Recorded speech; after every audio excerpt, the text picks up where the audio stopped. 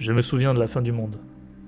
J'étais au site Aleph, je menais des expériences sur SCP-006-FR, avec Benji qui voulait essayer un engin de sa création pour faire passer un encéphalogramme à l'entité.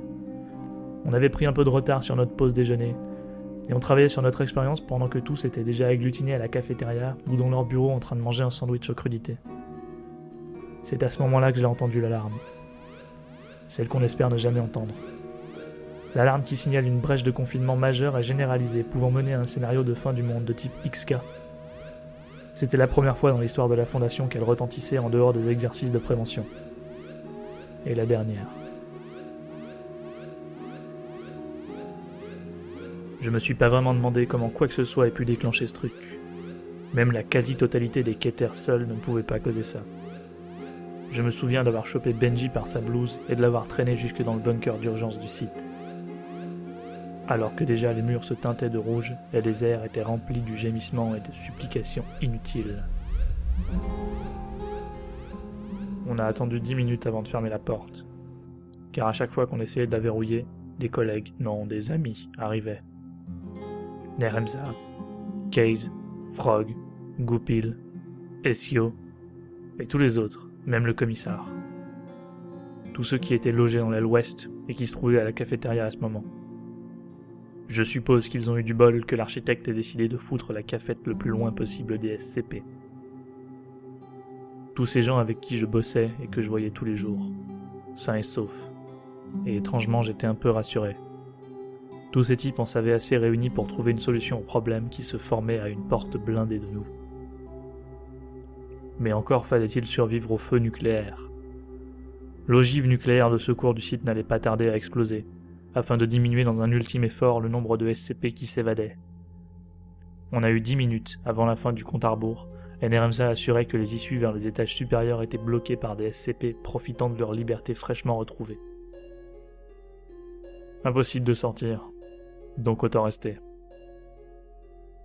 10 minutes, à savoir pertinemment en tant que scientifique que les murs du bunker ne supporteraient que très difficilement l'explosion, sans parler du souffle. Mais rien ne se produisit. Rien d'autre que le bruit de nos peurs qui se baignaient dans le sang des innocents, à quelques centimètres de béton armé et d'acier de nous. Quelque chose avait empêché l'ogive de péter. On a passé des jours dans le silence, à se fixer les uns les autres, à réfléchir. Comment se tirer de là? Le bunker avait des caisses entières de fusils mitrailleurs P-90 et assez de provisions pour un moment. Normal pour un bunker de survie. Mais le problème majeur n'était pas de survivre dans le bunker. Il venait de dehors. Devait-on attendre que ces saloperies se tirent d'ici, ou se risquer à ce que l'une d'elles vienne nous chercher? C'est d'un autre site qu'est venue la réponse. Un site russe encore inconnu de tous. Après 3 semaines dans cet enfer de béton. 3 semaines qui auraient mal tourné sans Neremza et Mortarion.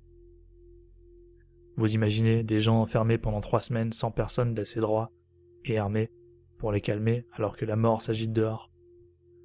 Enfin bref, après tout ce temps, on a reçu un message qui a retenti dans tout le site. Avis à tous les membres du personnel ayant survécu ici au 5-1. Les rapports extérieurs font état d'une réaction en chaîne à l'échelle globale. Fini de sécuriser, de protéger, de confiner. Il est l'heure pour nous de survivre. Bien que les entités de type Tomiel aient été toutes détruites, nous avons trouvé un moyen de remédier à cette situation.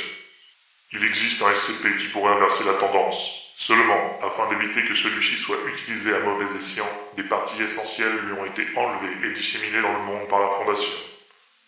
La partie principale se situe à Moscou, dans un bunker sous le Kremlin. Nous sommes en train d'essayer de sécuriser ce site avec les troupes restantes. Cependant, nous avons besoin des parties manquantes. Votre mission est d'essayer de les retrouver et de les ramener à Moscou aussi vite que possible. Faites attention toutefois, une épidémie de SCP-008 a été constatée dans la ville, ainsi que de nombreux cas de SCP-610 partout en Russie. Rien n'est encore perdu, à vous de jouer. Les emplacements des pièces sont les suivants.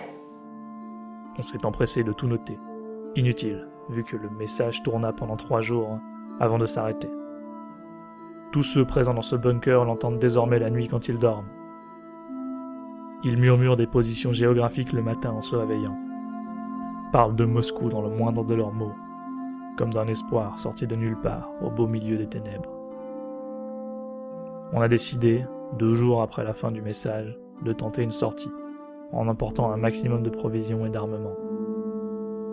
Neremza avait tracé sur un plan les zones qu'il pensait être chaudes, celles qui avaient été encombrées lors de la brèche, et enfin, celles qui décideraient ou non de notre sort. On est sorti. J'étais en tête avec les agents et le seul classe D, encore en vie probablement sur Terre. Les docteurs nous suivaient juste derrière. Ces endroits si familiers, détruits, teintés de pourpre, le sol collait du sang des anciens confrères. On passait silencieusement, mais on était trop nombreux pour pas se faire repérer. Et ça n'a pas loupé. On traversait un trou dans le mur qui nous créait un raccourci providentiel.